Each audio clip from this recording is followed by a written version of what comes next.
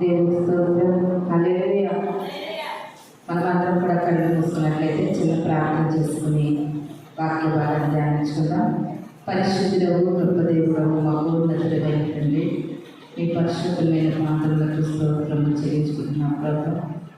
ఈ ప్రాముఖ్యమైన సమయంలో నేను దాసురాలుగా నీ సన్నిధిలో నేను నిలబడేట్టుగా నన్ను పూర్తిగా మీ సేవ చేత మద్దతు చేసుకుని నాకు మాకు కావలసిన వర్తమానంతో మమ్మల్ని బలపరిచి ఆత్మీయతలో మరింతగా వర్తించిందని పలరాబోతున్న యేసు పరిశుద్ధ నామములో అడిగి వేడుకుని ప్రార్థిస్తున్నాను తండ్రి. అవును, ఈ చక్కటి సమయం ఇచ్చిన దేవుని కొందనాలు కూడి వచ్చిన మీ అందరికీ కూడా నమ్మకాన్ని చేస్తూ ఉన్నాను. వాక్య భాగాన్ని చదువుతున్నాం. యోబు గ్రంథము 27వ అధ్యాయం 4వ వచనాన్ని చదువుతున్నాం. నిశ్చయముగా నా పెదవులు అబద్ధము పలుకుటలేదు, నా నాలుక మోసమును ఉచ్చరించలేదు. చాలు.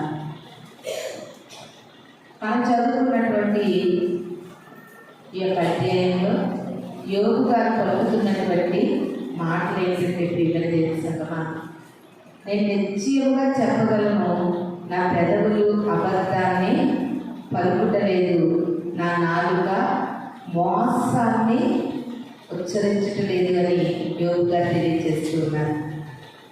ఇదేమో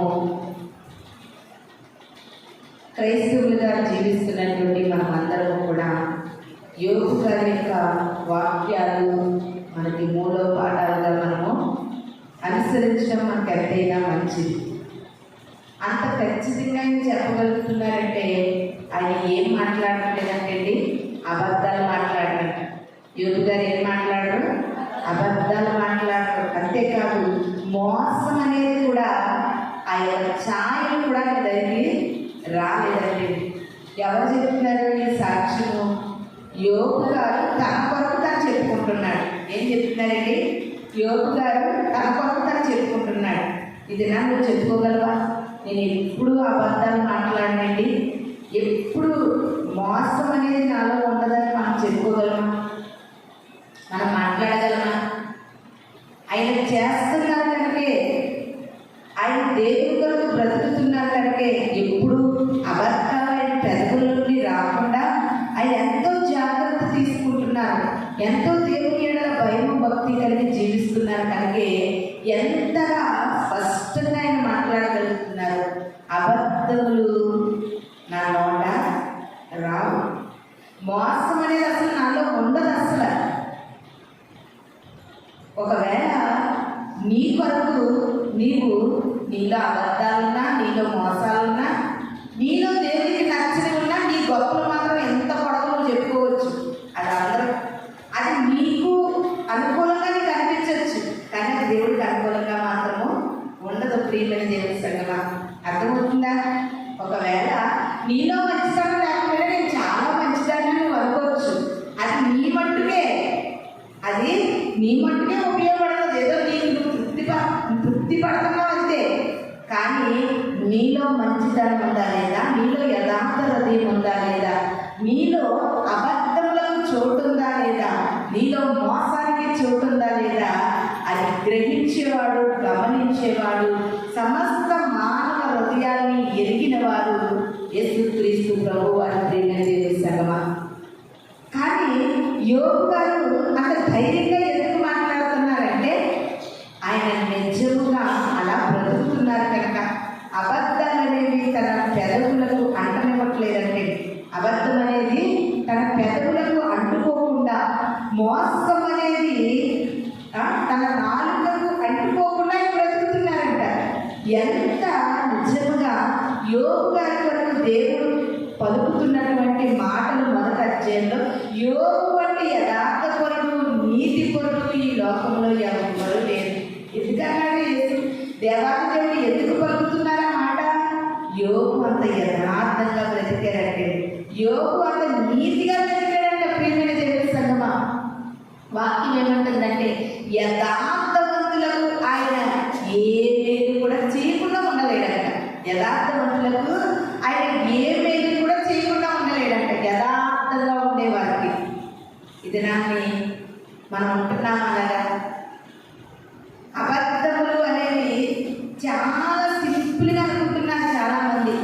అబద్ధము మాట్లాడినంత మాత్రం ఏమవుతుందిలే, చిన్ని అబద్ధమే కదా అనుకుంటారు.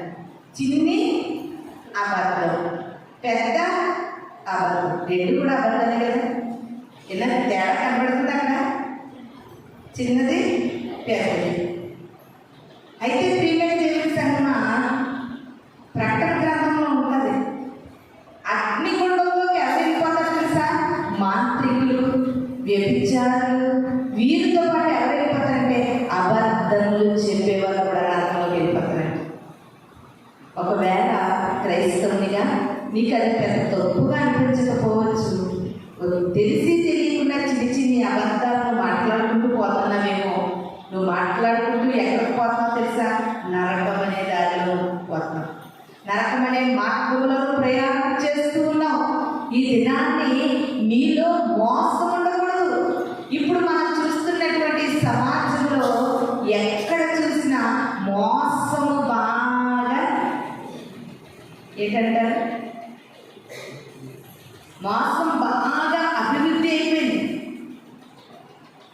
బాగా ఇంకా ఎక్కడ చూసినా మోసం మోసం మోసం.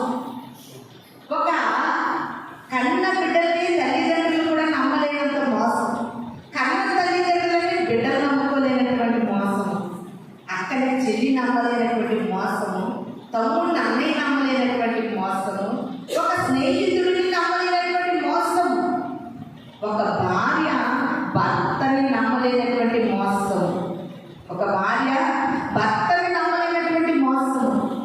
ఇంకా అన్ని సంబంధాలలో మోసం ఉంటే మనం ఎలా బ్రతకాలండి? ఒక్కసారి ఆలోచించండి. ఎక్కడ కూడా మనకు సేఫ్టీ లేదు, ఎక్కడ మనకి క్షేమం లేదు. మరి మనం ఎలా బ్రతకాలి? ఎక్కడ చూసినా మోసము అనేది బాగా ఈ లోకంలో ఎక్కువగా హెచ్చింపబడుతూ ఉంది. ప్రియమైన దేవుని సంగమా, మోసము ఎక్కడ చూసినా అనేక మోసాలు, అనేకమైన మోసాలు. ప్రతి విషయంలోని మోసమే, ప్రతి విషయంలోని మోసమే. ఒక పాల వ్యాపారి ఉన్నాడనుకో, పాల విషయంలో మోసం. ఒక ఏదైనా బిజినెస్ చేస్తున్నారంటే దానిలో మోసం, ఏదైనా వృత్తి చేస్తున్నారంటే దానిలో మోసం, ఏదైనా పని చేస్తున్నారంటే దానిలో మోసం. ఇంకా ఈ ప్రపంచంలో ఈ భూమి మీద మోసం అనేది లేదు, ఎక్కడ లేదండి.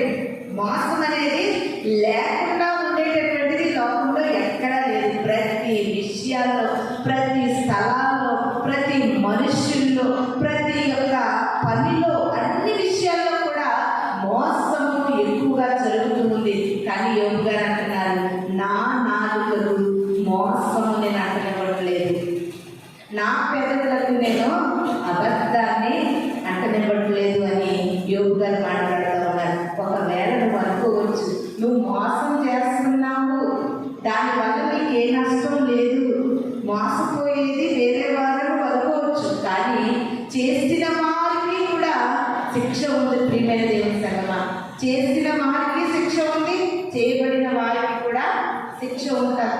ఎందుకంటే మనం చేసేటటువంటి క్రియలే మన నెత్తి మీదకి వస్తాయి, మన క్రియలే మన వెంట వస్తాయి. మనం ఏది చేస్తామో అది దాని ప్రతిఫలాన్ని మనము పొందుకుంటాము. ఇది నాటి ఎక్కడో మోసాలు జరిగితే జరగవచ్చు, కానీ క్రైస్తవ జీవితాలే ఒక మోసపూరితంగా బ్రతికితే దేవుని నామానికి ఎంత అవమానం. ఒకసారి ఆలోచించచ్చు. నువ్వు మోసము నీ నాలుకకు, కానీ నీ జీవితము ఛాయలకు కూడా మోసము రాకూడదండి, అంటుకోకూడదు. నీ పెదవులకు అబద్ధాలు కూడా అంటుకోకూడదని ఇది నాని వాక్యము మనకి తెలియజేస్తూ ఉంది. ఒకసారి చూడండి, కీర్తనల గ్రంథము 52వ అధ్యాయము 2వ వచనము. కీర్తనల గ్రంథము 52వ అధ్యాయము 2వ వచనం. మోసము చేయవాడా వాడిగల మంగళ కత్తి వలె నీ నాలుక నాశనము చేయుచున్నది. హల్లెలూయా, హల్లెలూయా.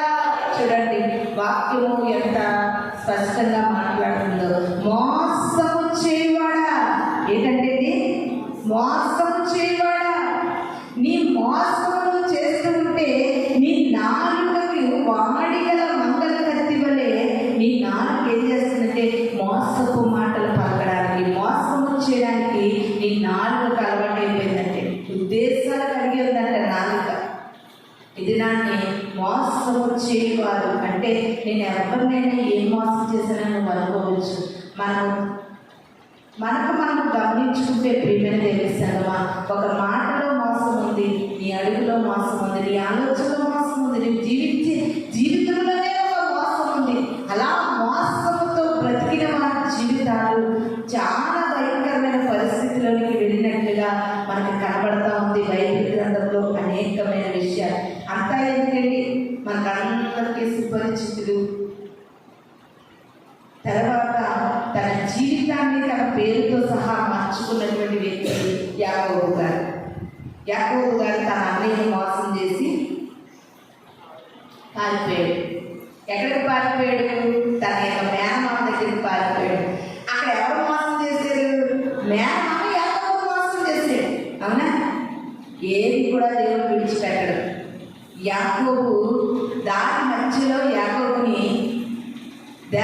దేవుడు అడుగుతూ ఉన్నారు, నీ పేరేంటి? యాకోబు. ఆ పేరులోనే ఉంది నువ్వు మోసగాడివి. అయితే ఈ రోజు నుండి నేను నిన్ను ఇశ్రాయేలుగా మార్చుతాను.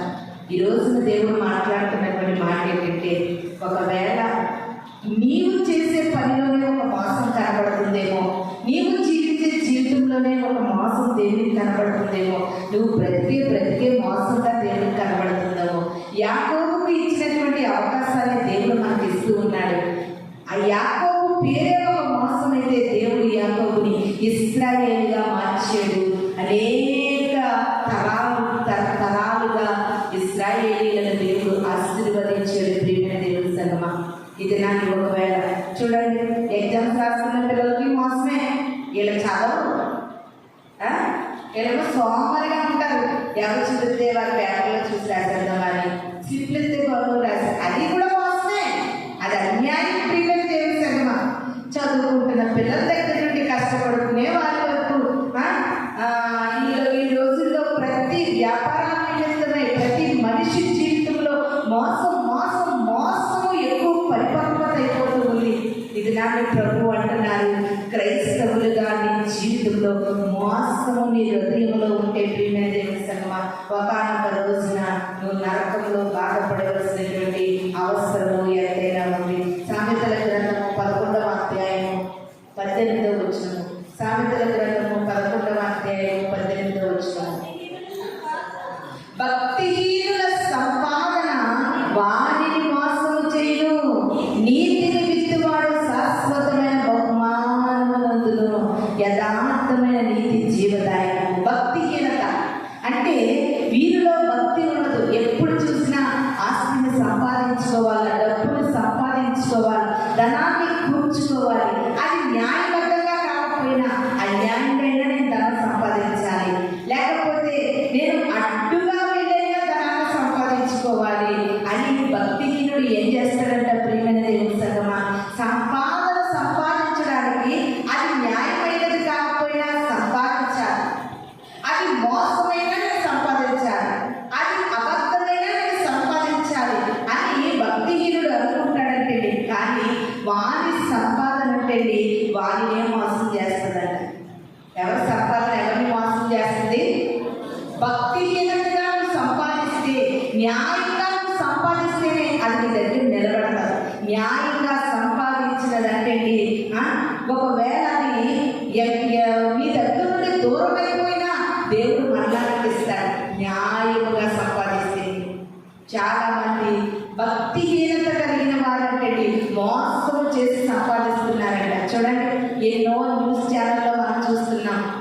చీటీలు కట్టించుకుంటున్నారు, బ్యాంక్ ఓపెన్ చేస్తున్నారు, మాకు కొత్త బ్యాంక్ అంటున్నారు, ఇందులో డబ్బులు దాచుకోండి అంటున్నారు, ఇందులో బంగారం దాచుకోండి అంటున్నారు. అందరూ దాచుకున్న తర్వాత ఎక్కువ మోతాదు అయిన తర్వాత ఆ రాత్రి కనబడకుండా పెట్టిన బ్యాంక్ కూడా తాళం వేసి వెళ్ళిపోతున్నాడు. ఇది మోసమండి. ఎక్కడ మోసము కనబడుతుంది ప్రియమైన దేవుని సంగమా. కానీ ఎవరి మోసము వారిని నాశనం చేస్తారు. ఎవరినో మోసం చేస్తారనుకుంటావు, కానీ ఒకనొక దినం నువ్వు మోసపోతావు. యాకోబు అనుకున్నాడు అన్నయ్యని మోసం చేశారనుకున్నాడు.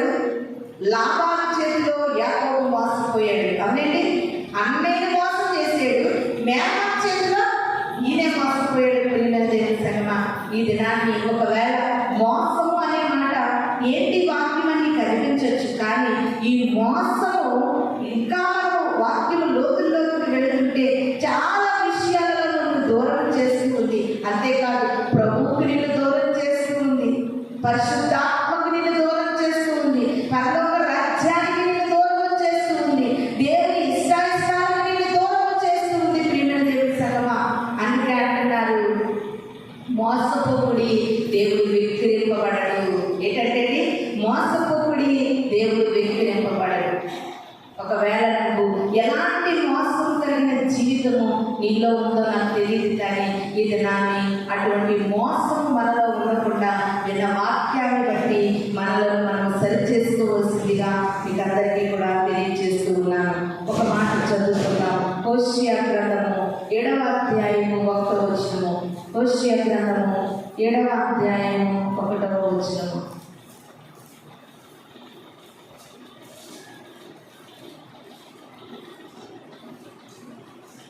నేను ఇశ్రాయేలు వారికి స్వస్థత కలుగచేయ తలంచగా ఎఫ్రాయిము దోషము షోమ్రోను చెడుదనము బయలుపడుచున్నది. జనులు మోసమును అభ్యాసము చేస్తున్నారు, కొల్లగాండ్రై లోపలికి చొరబడుతూ ఉన్నారు, బందిపోటు దొంగలై బయట దోచుకుందురు. హల్లెలూయా, హల్లెలూయా. దేవాది దేవుడు సెలవిస్తూ ఉన్నాడు, నేను ఇశ్రాయేలీయులకు స్వస్థత కలిగించేయాలని నేను అనుకున్నాను, కానీ వారి దోషం నాకు కనబడతా ఉంది, వారి మోసం నాకు కనబడతా ఉంది. వీళ్ళు ఎలాంటి వారిని తెలిసింది? కొల్లగొడుతున్నారంట. వీరిది కాని ధనాన్ని కొల్లగొట్టి దోచుకుంటున్నారంటండి. బందిపోటు దొంగలై ఇళ్లలో చొరబడి దోచుకుంటున్నారంట. ప్రియమైన దేవుని సంగమా, ఇలాగే ఒకనొక రోజున జరిగినటువంటి యథార్థ సంఘటన రంపచోడవరం ఆ ప్రాంతాల్లో అప్పటి దినాల్లో అక్కడ పెద్ద డెవలప్మెంట్ ఏమి ఉండేది కాదు, నడిచి వెళ్ళేవారు అన్నమాట. మేము కూడా ఒకసారి రంపచోడవరం మారేడుమిల్లి ప్రాంతంలో సువార్త ప్రకటించడానికి మా దైవ సేవకు తీసుకుని వెళ్ళేది. మారేడుమిల్లిలో దిగి అక్కడ ఒక పాస్టర్ గారు మమ్మల్ని ఆహ్వానించి అక్కడ కూర్చుని కొంచెం భోజనం పెడితే తినేసి ఇంకా లోపల ప్రాంతానికి వెళ్ళి సువార్త చేద్దామని మా పాస్టర్ గారు నిశ్చయించుకుని వెళ్తే అక్కడికి ఆటో పెట్టుకున్నామంటే ఆటోలు వెళ్ళమంటే ఏ వెహికల్స్ వెళ్ళవు, బస్సులు వెళ్ళవు, ఏది వెళ్ళవు. మీరు సువార్త చేస్తే కాలి నడకనే సువార్త చేయాలన్నారు. మారేడుమిల్లి ప్రాంతం నుండి 15 కిలోమీటర్లు నడిచి మేము అక్కడ ఉన్న ప్రాంతాలకు వెళ్ళాము. ఆ పేరు కూడా నాకు గుర్తు ఉంది. ఆ ఊరి పేరు గుజ్జిమామిడి వలస అనేటటువంటి ఊరు. ఆ ఊరికి మేము 15 కిలోమీటర్లు నడిచి వెళ్ళాము. మంచి ఎండాకాలం నడవలేకపోయాము, త్రాగడానికి నీరు కూడా దాంట్లో ఎక్కడ దొరకలేదు. అలాంటి పరిస్థితుల్లో మేము వెళ్ళాము. ప్రియమైన దేవుని సంగమా, అలాగే ఇంకా అంతకంటే ముందు పూర్వకాల దినాల్లో ఒక దైవ సేవకుడు అంటే బైబిల్ పెట్టుకోవడానికి ఎంత బ్యాగ్ ఉంటుంది కదా, ఆ బ్యాగ్లో బైబిల్ పెట్టుకుని కాలి నడకన భార్య భర్తలు కూడా సువార్త నిమిత్తమై వెళ్తున్నారంటే ఆ ప్రాంతాలు నేను చూసాను కనుక అవి ఎంత భయంకరంగా ఉంటాయో నాకు అర్థమవుతుంది. ఎందుకంటే ఇటు అటు కూడా అడవి ప్రాంతం, మధ్యలో చిన్ని మట్టి రోడ్డు ఉంటుంది అంతే. మా ఊళ్ళందరూ కూడా దారిలోని మాట్లాడేవారు, ఈ లోపల ఏ జంతువు వచ్చి మనం తినేసినా మనం ఏం చచ్చిపోతాము అని ఎవరిస్తులు అందరం అయితే అలా మాట్లాడుకుంటుండేవారు. మా దైవ సేవకులు, పాస్టర్ గారు, వారి పిల్లలు అందరూ. అయితే ప్రియమైన దేవుని సంగమా, అలాంటి చిన్ని మట్టి రోడ్డు మీద ఈ పాస్టర్ గారు ఒక సైకిల్ మీద పాస్టర్ గారు బయలుదేరి వెళ్తున్నారంటే వెళ్తుంటే బందిపోటు దొంగలంటే ఆ ప్రాంతాలలో దారిన పోయి వాళ్ళని కాచి వాళ్ళ దగ్గర ఉన్నది కొంత దొరికైనా ధనమైనా బంగారమైనా లాక్కుని తీసుకునేవారు. ఏం చేశారంటే ఈ పాస్టర్ గారి దగ్గర ఈ బ్యాంకులో ఏదో డబ్బు ఉందేమో అనుకుని వాళ్ళు పాస్టర్ గారిని కూడా లాక్కుంటుంటే బైబిల్ బ్యాగ్ కూడా ఇవ్వకపోతే వాళ్ళు కొంచెం కొట్టి వాళ్ళ దగ్గర నుండి బైబిల్ ఈ బ్యాగ్ తీసుకెళ్ళిపోయారు. అప్పటి నుండి కూడా పాస్టర్ గారు అంట ప్రార్థన చేస్తున్నారట, ప్రభువా బైబిల్ తీసుకెళ్ళిపోయిన దొంగ మారాలయ్యా, బైబిల్ తీసుకెళ్ళిపోయిన దొంగ మారాలి ప్రభువా, అందులో రూపాయి లేదు తండ్రి కానీ బైబిల్ తీసుకున్నాడు, ఆ దొంగ మారాలి అని ప్రార్థన చేస్తుంటే ప్రియమైన దేవుని సంగమా, ఒకనొక రోజునంటే దొంగ పెద్ద దొంగతనం చేసి పట్టుబడుతూ కూడా తప్పించుకుని ఏదోలాగా తనున్న గదిలోకి వెళ్ళి చాలా భయంతో వణుకుతో ఉండి భయపడుతూ, ఎప్పుడు పోలీసులు వచ్చి నన్ను తీసుకెళ్ళిపోయి నన్ను ఎంత హింసిస్తారని భయపడుతూ ఉంటేనంటే ఏ బైబిల్ బ్యాగ్ అయితే ఈ దొంగిలించి తన ఇంట్లో పెట్టుకుని, అయ్యో ఇందులో ఏదో పుస్తకమే ఉంది, డబ్బు అనుకుని ఆ పెద్దోళ్ళైతే అనవసరంగా నేను కొట్టాను అని బాధపడి ఇది పుస్తకమే కదా అని ఆ గదిలో మొదలు పాడేసినట్టే ఇతను భయపడుతూ ఉంటే ప్రియమైన దేవుని సంగమా, తన కన్నులకి ఈ పుస్తకమే కనబడుతుందంట. ఏముంది ఇందులో నేను ఇక్కడ ఆదరించేవారు లేరు, ఈ పుస్తకంలో నా మనసు ఎందుకు చదవమంటుంది, నా హృదయం ఎందుకు ప్రేరేపిస్తుందని వెళ్ళి ఆ పుస్తకమును తెరిచి చదవబోతుడి కంటే భయపడకు, ధైర్యముగా ఉండు అని వచ్చిందంటే. ఇలా తెరవగానే ఆ మాట చూసాడంట. చూసి ఏంటి ఈ మాట నా హృదయాన్ని ఎంతో బలపరుస్తుంది, ఎంతో ధైర్యపరుస్తుంది అని ఆ రోజు నుండి ఆ మాట తన జీవితాన్ని బలపరుస్తుందని ప్రతిరోజు కూడా తన దొంగతనం చేసుకుని వచ్చి మళ్ళీ బయట చదువుకునేవారంటే. అలా చదువుకుంటూ వచ్చేసరికి ఆజ్ఞలు చదువుతూ ఉన్నాడంట. 10 ఆజ్ఞల్లో ఒక ఆజ్ఞ దొంగతనం చేయకూడదు అని వచ్చిందంట. అయితే నేను చేసేది చాలా తప్పు, ఇప్పటి వరకు ఎంతో మంది ప్రాణాలు తీసాను, ఎన్నో కుటుంబాలను నాశనం చేశాను, ఎన్నో దుర్భరమైన పనులు నేను చేశాను, ఇక్కడ నుండి పుస్తకమే నాకు తండ్రి పుస్తకమే, నేను భయపడుతూ ఉంటే పోలీసు పక్క ఎవరు నన్ను ఆదరించలేదు, ఈ పుస్తకమే నన్ను బలపరిచింది, ఈ పుస్తకమే నన్ను ఆదరించింది, ఈ పుస్తకం ఏం చెప్తే నేను చేస్తాను అనుకున్నానంటే అనుకుని దొంగతనం చేయకూడదంటే ఆ రోజు నుండి దొంగతనం మాని ఎక్కడైనా పని దొరికితే కష్టపడి బ్రతుకుదామంటే ఈ పుస్తకము చదువుతూ ఉంటుండగానంట తన ఆత్మ ప్రేరేపణలో దేవుడు కలుగు చేసినటువంటి గొప్ప సంగతి ఏంటంటే నాలాంటి దొంగలను అనేకులను మార్చాలని ఇప్పటికీ కూడా ఆ దైవ సేవకుడు ప్రియమైన దేవుని సంగమ తాడేపల్లిగూడెంలో పరిచర్య చేస్తూ ఉన్నారు. ఆయన సాక్ష్యం చాలా గొప్పది. ఈ దినాన్ని ఎందుకు మనం మాట్లాడుకుంటున్నామంటే ప్రియమైన దేవుని సంగమ, ఒకవేళ ఎంత భయంకరమైన దొంగలైనా, బందిపోటు దొంగలైనా, మోసం చేసేవారైనా, అబద్ధాలు చెప్పేవారైనా దేవుని వాక్యము మార్చగలదు. ప్రియమైన దేవుని సంగమ, నువ్వు అంగీకరిస్తే నీ నోటి నుండి అబద్ధాలు రాకుండా ఆయన ఆజ్ఞాపించగలడు, నేను అబద్ధాలు మాట్లాడకుండా ఆయన చేయగలడు, నువ్వు మోసం చేయకుండా ఆయన మార్చగలిగినటువంటి శక్తిమంతుడు. అందుకనే మనం చదువుకున్నటువంటి హోషేయ గ్రంథం చూడండి ఒకసారి, 7వ అధ్యాయంలో దేవుడు అంటున్నాడు, నేను స్వస్థపరచకుండా ఉండాలంటే వీరు ఎలా ఉన్నారంటే బందిపోటు దొంగలుగా ఉన్నారు, బందిపోటు దొంగలే దోచుకుంటున్నారు, వీరు కొల్లగారై లోపలికి చెరబడిపోతున్నారు. అంతేకాదు జనులు మోసమును అభ్యాసము చేస్తున్నారు. ఒకవేళ తెలుసో తెలియకో పొరపాటుగా ఎవరి దగ్గరైనా ఏదైనా నువ్వు మోసం చేసేవా వారి పట్ల, నువ్వు మోసం చేసి ఒక మోసగాడిగా నువ్వు బ్రతుకుతున్నావేమో ప్రియమైన దేవుని సంగమా, ఒక మోసగాడి వల్ల నీ జీవితం మిగిలిపోయిందేమో. అలాంటి మోసగాళ్లను దేవుడు సహించడు. మోసగాడు మారితేనే ఆయన ప్రేమించే దేవుడు. అనుకుంటారు మోసము పెద్ద ప్రమాదం కాదనుకుంటారు, అబద్ధం పెద్ద ప్రమాదం కాదనుకుంటారు, కానీ మోసము ప్రమాదమే.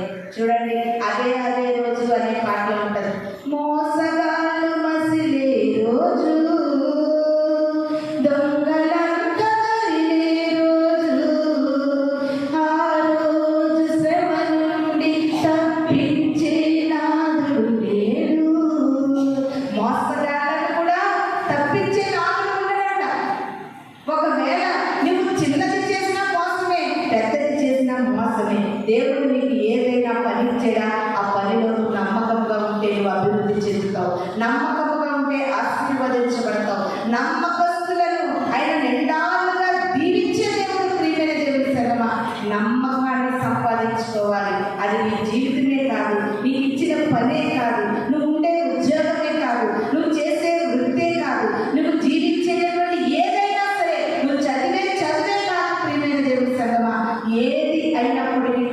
నువ్వు మోసముతో చేస్తే చివరికి మిగిలేది నీకు మోసమే మిగులుతుంది, కానీ నీకు లాభము మిగలదని వాక్యము మనకి తెలియజేస్తూ ఉంది. అదేవిధంగా ఇంకొక మాటను మనం చదువుకున్నాం. సామెతల గ్రంథము 11వ అధ్యాయం 11వ వచనము. సామెతల గ్రంథము 11వ అధ్యాయము 11వ వచనము.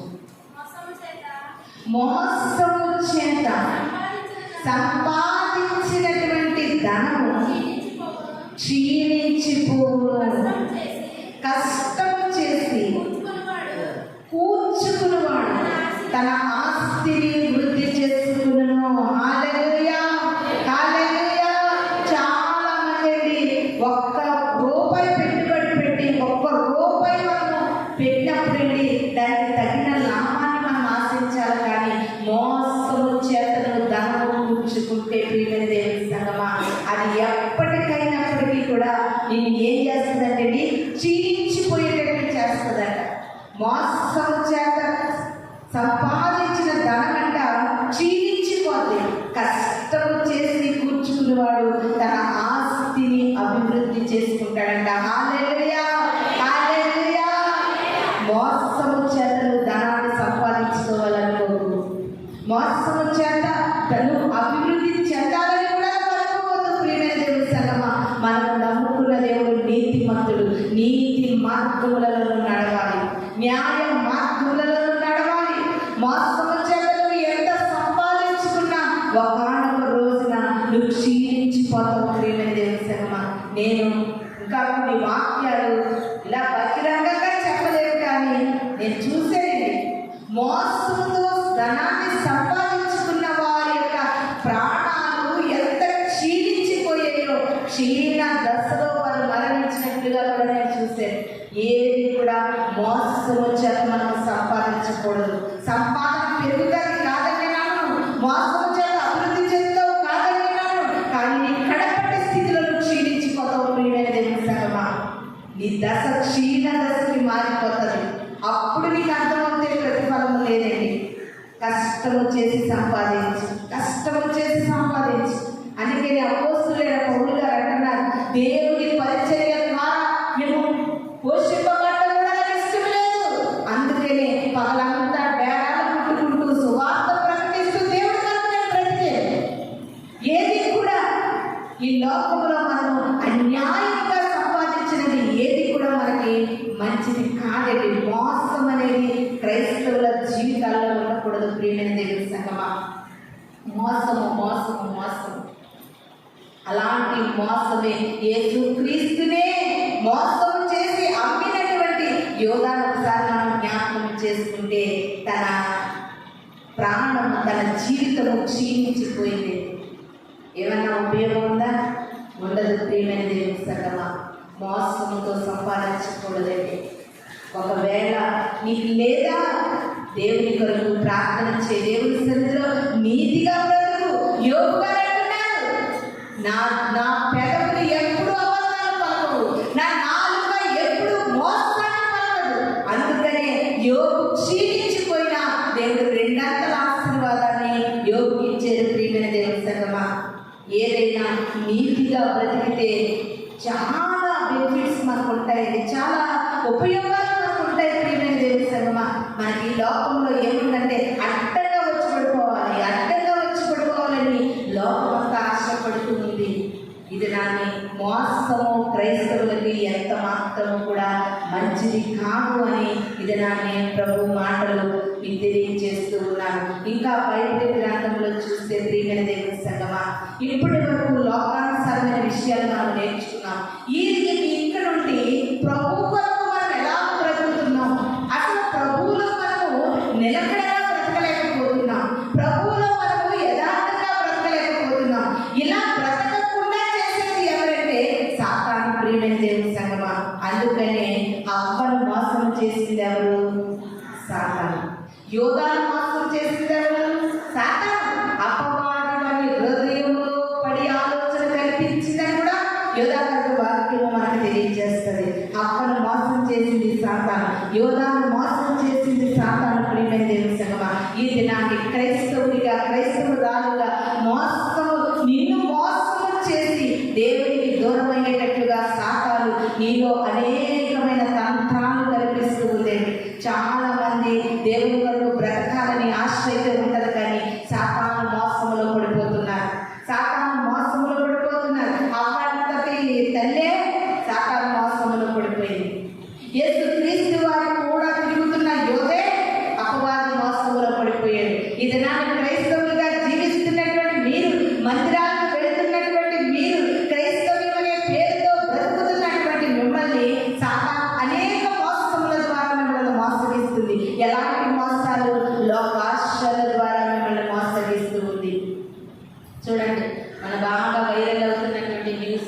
నిన్న పిల్లలు చెప్పుకుంటూ ఉన్నారు.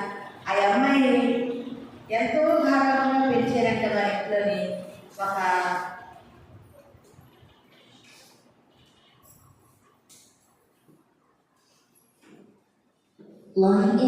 హల్లెలూయా, ప్రైజ్ ది లార్డ్, హల్లెలూయా. ఎంతో గాఢంగా పెడితే ఒక అబ్బాయి చేతిలో మోసపోయింది కొన్ని ఏదోలా మోసపోతే పోయింది. ఆలెక్కలు సుఖంగా లేదు, ఆలెక్కలు సంతోషం ఉంటే బాగుండేది. కానీ అబ్బాయి మోసంలో పడి ప్రాణాలు కోల్పోయాడు. అవునా? సాతాను మనుషులను అనేక రీతులుగా మోసగిస్తుంది ప్రియమైన దేవుని సంగమా. అందుకే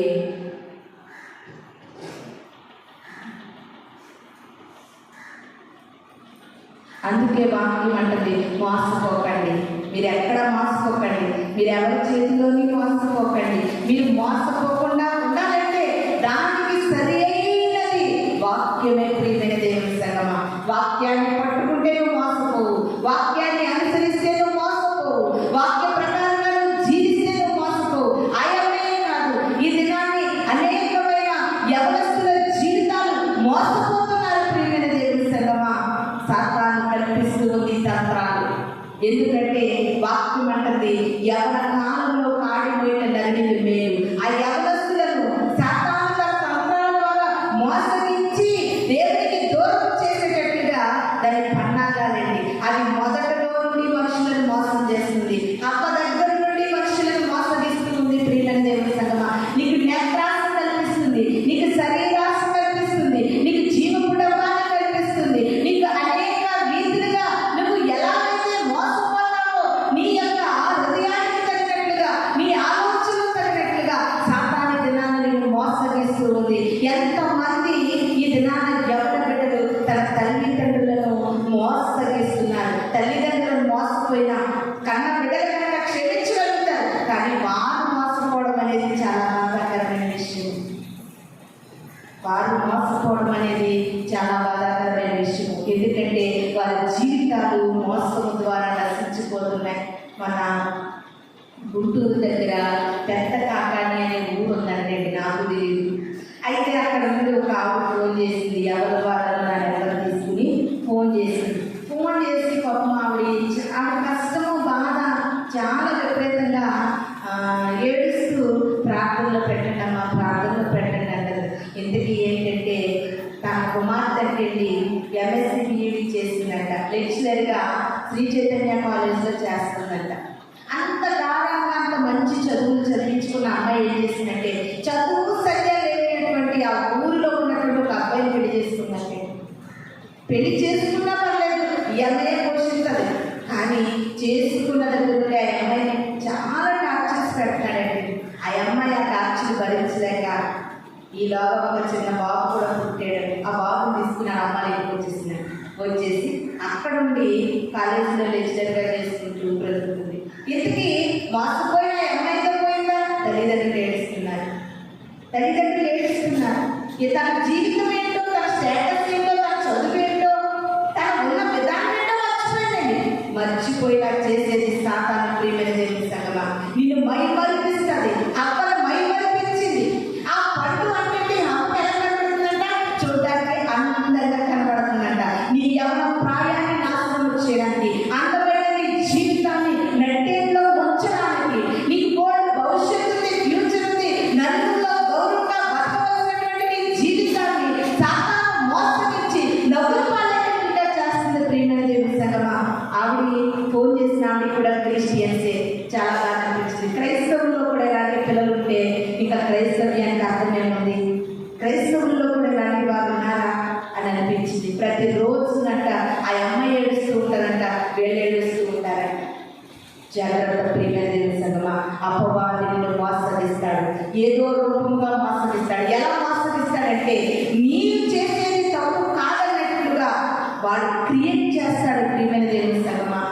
ఎప్పుడు యేసుక్రీస్తు వారు చల్లబుద్ధిన పలకరిస్తూ ఉంటుండగానే అమ్మ మోసం చేశాడు. యేసుక్రీస్తు ప్రభువు ఉంటుండగా యోధాను మోసం చేశాడు. అంతేకాదు, నా జీవి చేయబడినటువంటి సంవత్సరం దేవుని వాగ్దానపూర్వకంగా పుట్టినటువంటి పుత్రుడు, దేవుని బలం కలిగినటువంటి పుత్రుడు, ఇంకా సంవత్సరం లాంటి బలవంతుడు ఆ యొక్క ఈ దేశంలో చుట్టుపక్కల ఎక్కడ కూడా లేదండి. వచ్చేసింది. బలమంతా పోయింది. ప్రియమైన దేవుని సంగమా, బలవంతుడు బలహీనుడైపోయాడు. ఎవరికాల జీవితంలో తన ప్రాణాన్ని కోల్పోయాడు ఒక స్త్రీ మోహము వల్ల. ఇది నాన్న ప్రభు వాక్యం సెలవిస్తుంది. వాక్యం ఆలపిస్తున్నటువంటి క్రైస్తవ జనమ, ఇది నాన్న నువ్వు ఏ మోసంలో పడిపోతున్నావు? చక్కటి భార్యని దగ్గర ఉంటుండగా పరాయి స్త్రీ మీదనే మోహంలో పడిపోతున్నావా? చక్కటి తల్లిదండ్రులు నీకుండగా ఎవరో తెలిసి తెలియని ముక్కు మోహము తెలియనటువంటి ఉచ్చులలో మీరు పడిపోతున్నారా? ఇది నాన్న ప్రభు వాక్యం సెలవిస్తూ ఉంది. చక్కటి కుటుంబము, చక్కటి బిడ్డలు, చక్కటి జీవితము, చక్కటి సంసారము, నీ జీవితంలో ఎందుకు మోసంలో పడిపోతున్నావు? ఒకనొక దినాన్ని ఆ మోసము వరకు నువ్వు రొమ్ము బాధను ఎడుస్తావు. ప్రియమైన దేవుని సంగమా, అపవాది మోసగిస్తూ ఉంది ప్రజలను, అపవాది మోసగిస్తూ ఉంది. ఈ దినాన్ని నీకు అర్థం కాదు, మోసపోయిన తర్వాత నీకు అర్థమవుతుంది. అర్థమయ్యిన తర్వాత నీ జీవితానికి వేరే ఛాన్స్ ఉండదు, వేరే అవకాశం ఉండదండి. ఎప్పుడు కూడా ఈ దినాన్ని వాక్యము నీతో సులభంగా మాట్లాడుతుంది. అపవాది మనుషులను మోసగించడానికే వచ్చిందండి, మోసగించడానికే. మోసములో యవనస్తులను పడేయడానికి, మోసములో స్త్రీలను పడేయడానికి, పురుషులను పడేయడానికి, కుటుంబాలు చీల్చడానికి, కుటుంబంలో సమాధానం లేకుండా, కుటుంబంలో నెమ్మది లేకుండా, శాంతి లేకుండా, బిడ్డలు కుటుంబము సంతోషంగా కలిసి జీవించకుండా సాతాను మోసం అనే పేరులో ఈ దినాన్ని క్రైస్తవుల పట్ల గురి కలిగి ఉంది. ప్రియమైన దేవుని సంగమా, అందుకే ఎవరైతే వాక్యాన్ని హత్తుకుని బ్రతుకుతారో, ప్రార్థనా జీవితాన్ని కలిగి ఉంటారో, విన్న వాక్యానుసారంగా నేను బ్రతుకుతాను అనేటటువంటి ఒక దృఢమైన నిర్ణయాన్ని కలిగి ఉంటారో, అటువంటి వారిని మోసము చేయలేదు సాతాను.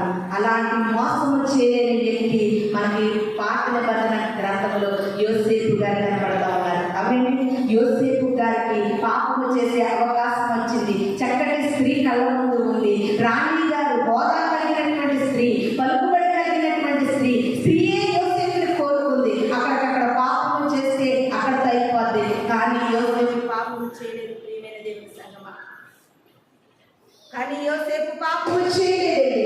ఎందుకు యోసేపు పాపము చేయాలంటే తన భక్తి మోసపోలేదు, తన విశ్వాసం మోసపోలేదు, తన ప్రార్థన జీవితం మోసపోలేదు, తన భక్తిలో దేవుని కొరకు తన తండ్రి బోధించిన బోధలు ఆ యోసేపుని మోసపోలేదు. ప్రియమైన దేవుని సంగమా, ఈ దినాన్ని నీవు కూడా భక్తి మార్గంలో నడువు, దేవుని యొక్క నడవడికలో నడువు, దేవుని యొక్క వాక్య ప్రకారం జీవిస్తే నువ్వు మోసపోకుండా వాక్యము నీకు పట్టుకుంటుందండి, వాక్యము నీకు కాపుగా ఉంటుంది, వాక్యము నీకు ఖచ్చితంగా ఉంటుందని ఇది నాన్న ప్రభు యొక్క వాక్యము మనకు తెలియజేస్తుంది.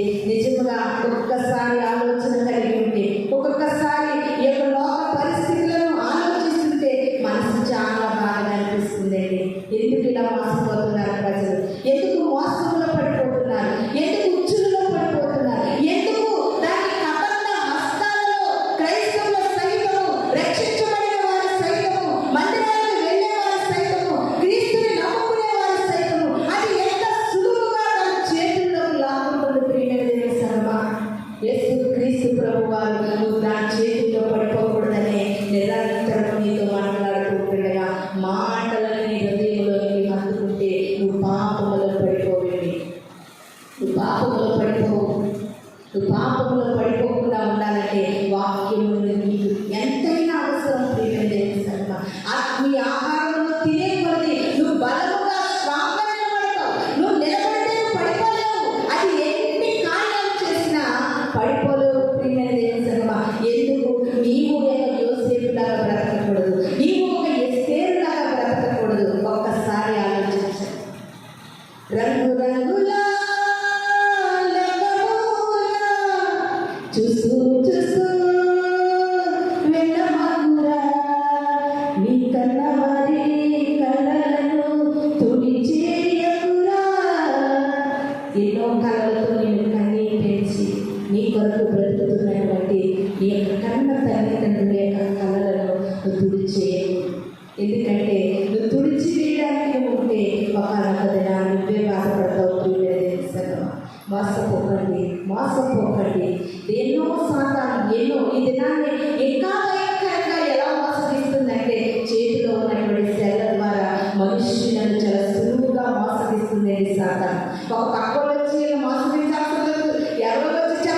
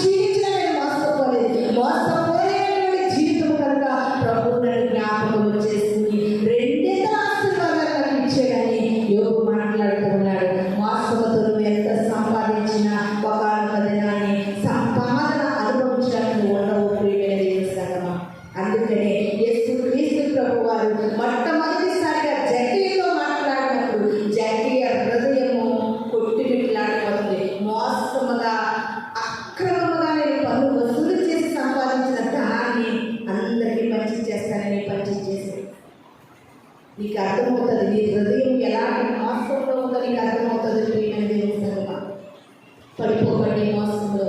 నువ్వు మోసంలో పడిపోవడం వల్ల చాలా నష్టాలు మనం కొని తెచ్చుకుంటామని ఇది నాని వాక్యము మనకి సెలవిస్తూ ఉంది. అదేవిధంగా దానియేలు గ్రంథము 8వ అధ్యాయము 25వ వచనం చదువుకుందాం.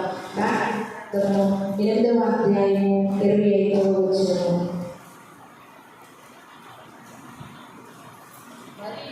మరియు అతడు ఉపాయము కలిగిన వాడే మోసము చేసినట్లు లాభము తెచ్చుకొనును. అతడు అతిశయపడి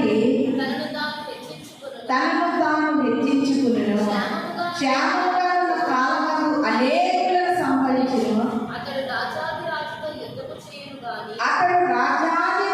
యుద్ధము చేయు గాని కడపట అతని బలము దైవ దినము వలన కొట్టివేయబడును. హల్లెలూయా. అందరూ అండర్లైన్ చేసుకోండి. చాలా మంచి వాక్యం ప్రియమైన దేవుని సంగమా.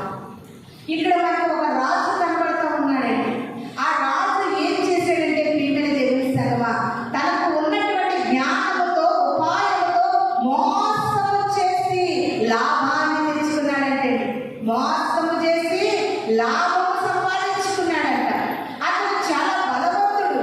అనేకమైన రాజులతో జయించి వచ్చినటువంటి మహారాజుగా పేరు పొందినటువంటి ఇతనంటే ఆ బలవంతుడి యొక్క బలం అంటే దైవ దీనము వలన కొట్టివేయబడిందండి. బలవంతుడు ఒకనొక దినాన్ని బలహీనుడైపోయాడు. ఎందుకో తెలుసా?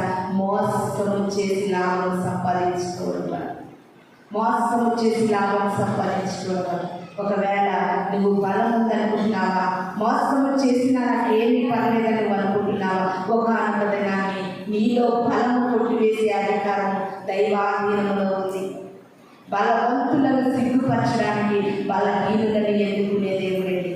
జ్ఞానులను సిగ్గుపరచడానికి అజ్ఞానులను ఎన్నుకునే దేవుడు మన దేవుడు. ప్రియమైన దేవుడి సంగమా, ఆ రాజు అనుకుంటున్నాడు నాలో బలం ఉంది. ఆ బలంతో చూడండి, చాలా మంది బలం ఉందనేటటువంటి ఒక అహంకారంతో మోసము చేసిన చెల్లిపోతని మోసాలు చేస్తూ బ్రతుకుతూ ఉన్నారు. బలం ఎంతకాలం ఉన్నదండి.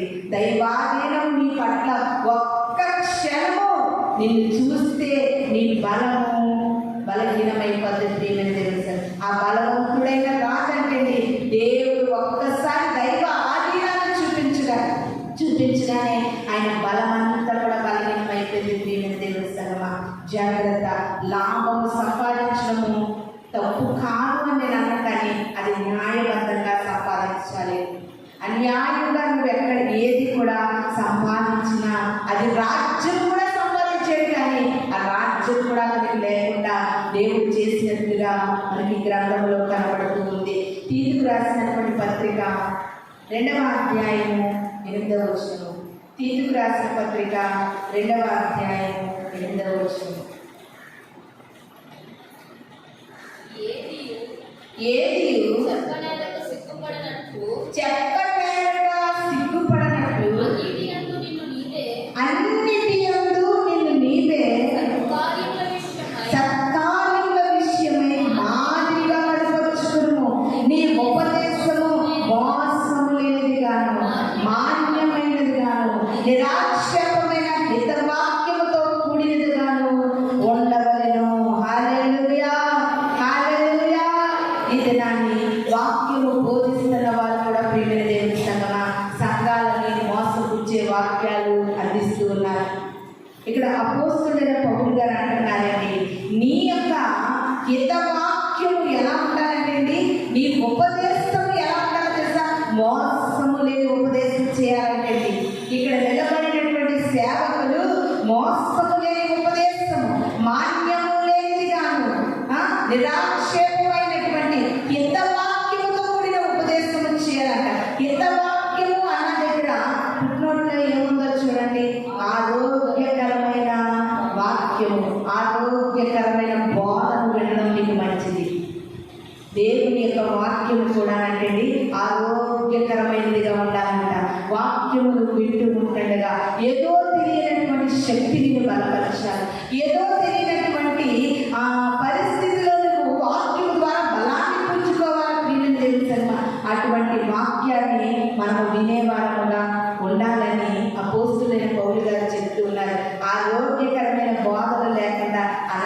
ఆరోగ్యకరమైన బోధలు కూడా ఉన్నట్లున్నాయి. అందుకనే అపోస్తలుడైన పౌలు గారు ఇక్కడ రాస్తూ ఉన్నారండి, మనము ఎప్పుడు కూడా వాక్యము చెప్పేటప్పుడు మోసముతో వాక్యము చెప్పకూడదంటే, ఉపదేశం ఎప్పుడు మోసకరమైనదిగా ఉండకూడదు. వాక్యములో ఉన్నది ఉన్నట్టు చెప్పాలి, వాక్యములో ఉన్నది ఉన్నట్టు మాట్లాడాలి. ప్రియమైన దేవుని సంగమా, ఈ దినాలు చాలా మంది మోసపూరితమైన బోధలు చేస్తూ ఉన్నారు, ప్రజలను వాక్యము ద్వారా మోసగిస్తూ ఉన్నారు.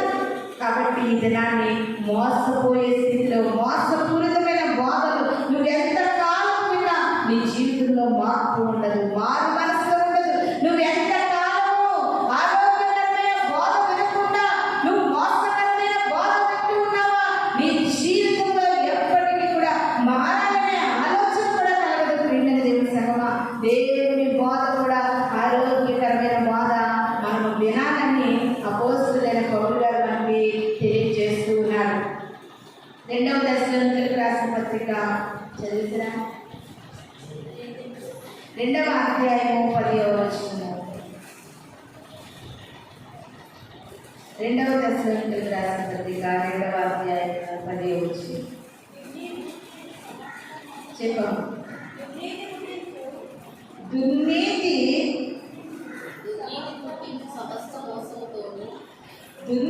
గురించి సమస్త మోసముతోను నశించుచున్న వారిలో సాతాను పరపరచు బలమును అనుసరించిండును. ఇందు చేత సత్యమును నమ్మక దుర్నీతి యందు అభిలాష కలిగిన వారందరూ శిక్షావిధి పొందుటకై అబద్ధములు నమ్మునట్లు మోసము చే శక్తిని దేవుడు వారిని పంపుచున్నాడు. దుర్నీతిని పుట్టించు సమస్త మోసముతోనే నశించుచున్న వారిలో సాతాను ఏం కనపరుస్తున్నాడంటే, సత్యమును నమ్మనడంటే, సత్యమైన వాక్యము దగ్గరికి రానివ్వడంట, సత్యమైన వాక్యమును అనుసరించనివ్వడంట. ఎవరండి? సాతాను. ప్రియమైన దేవుని సంగమా, ఆ యొక్క సత్యమైన వాక్యము నీలో దుర్నీతిని దూరం చేస్తుంది, ఆ సత్యమైన వాక్యము మోసమును దూరం చేస్తుంది, సత్యమైన వాక్యము అబద్ధమును దూరం చేస్తుంది, సత్యమైన వాక్యము సత్య మార్గములో నడిపిస్తుంది. అందుకే యేసుక్రీస్తు ప్రభువారు నేనే సత్యము, ఆయన ఏంటంటే సత్యము. ప్రియమైన దేవుని సంగమా, ఆరాధనలో పాడుతుంది పాట ఉంటారు కదా, సర్వసత్యములో నడచుటకు నిత్య సీయోనులో నిలుచుటకు. సత్యములోనికి రావాలి ప్రతి ఒక్కరు. బోధలు కూడా మోసకరమైన బోధలు ప్రపంచంలో ఉన్నాయి. ప్రియమైన దేవుని సంగమా, సత్యవాక్యం మీద నువ్వు గమనించగలవు, సత్యం ఏంటో నీకు అర్థమవుతుంది. ఆ సత్య బోధ దగ్గరికి నువ్వు వస్తే ఒకానొక దినాన్ని సత్యము నీలో స్థాపించబడుతుంది, ఒకానొక దినాన్ని నీవు అసత్యములో నుండి సత్యములోనికి వస్తావు, దుర్నీతి నుండి నీతిలోనికి నడిపించబడతావు. ఎప్పుడు తెలుసా? సత్యమైన బోధన నువ్వు అనుసరించి నడిచినప్పుడు. లాస్ట్ ఒక మాట చూసుకుని మనం ముగించుకుందాం. సామెతల గ్రంథము 20వ అధ్యాయము 17వ వచనం. సామెతల గ్రంథము 20వ అధ్యాయము 17వ వచనం.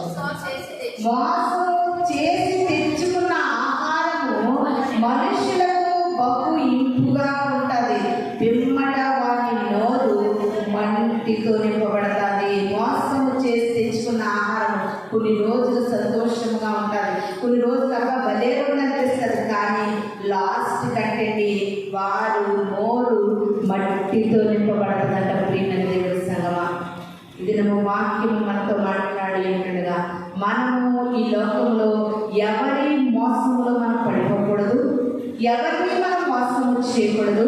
అన్నిటికంటే ముఖ్యంగా సాతాను యొక్క మోసపు ఉచ్చులలో, దాని మోసములో ఏ బిడ్డలు కూడా పడిపోకూడదని ఈ కొద్ది మాటలు దేవుడు మన వెలిగిడిలో దీవించి ఆశీర్వదించిన దాకా మనమందరం కూడా కళ్ళు మూసుకుందాం, ప్రార్థన చేసుకుందాం. పరిశుద్ధుడా, గొప్ప దేవా, మహోన్నతుడా, ఈ పరిశుద్ధమైన పాదములకు స్తోత్రములు. అయా, లోకములో ఎక్కడ చూసినా ప్రభా మోసము మోసము మోసము, ఆ మోసము ద్వారా అనేకమైన ప్రజలు నశించిపోతున్నారు, అనేకమైన జీవితాలు ప్రభా అయా తండ్రి నేలను రాలిపోతున్నాయ్యా, అనేకమైన జీవితాలు ప్రభా అయా తండ్రి నాయన ప్రభా సంతోషాన్ని కోల్పోతున్నారు, సమాధానం